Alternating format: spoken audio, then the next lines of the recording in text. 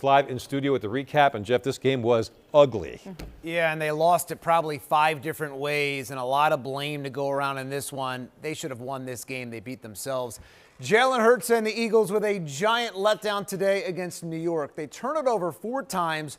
Hurts is responsible for a career-high 3 of them, not to mention the Eagles dropped the ball over and over again with the game on the line. Hurts and the Eagles, they had been on a run. Today they get away from that run early. Giant mistake here, final seconds of the half.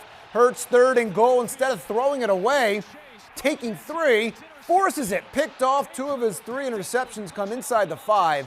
They're shut out at the half for the first time. Third quarter, a penalty sets this up. Daniel Jones to Cheltenham, and Temple grad Chris Myarick drops it, but somehow still catches it. His first touchdown and first catch. Eagles down 10-0. Start of the 4th, back come the Birds.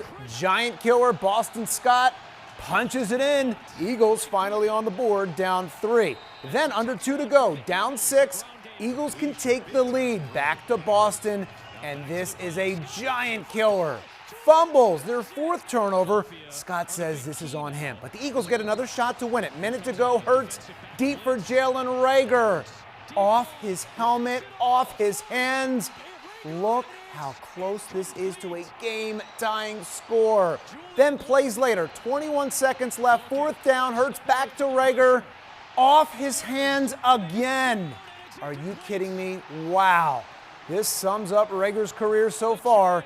Eagles drop the ball 13-7. They've lost back-to-back to New York for the first time in 13 years. Let's go live to Jamie Apodi at the Meadowlands. Jamie, a lot of finger pointing to go around. Where do you want to start?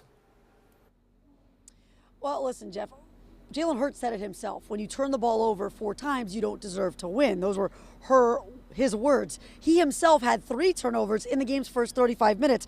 But you said it, this game was winnable. It just went right through Jalen Reagor's hands twice. It never comes down to one play, right? We turned it over 4 times, right? So there's a lot of other things at play there, and so I know he's going to want that one back. I know why you're going there with the question, and he's going to want that. He's going to want that one at the end of the game back. Just two drops that I would say very uncharacteristic, but just gotta go through the highs and lows and go to the next week and make the plays. I put this team in a bad situation in the first half. Put us in a very bad situation and. Very close to digging ourselves out of it, but wasn't enough.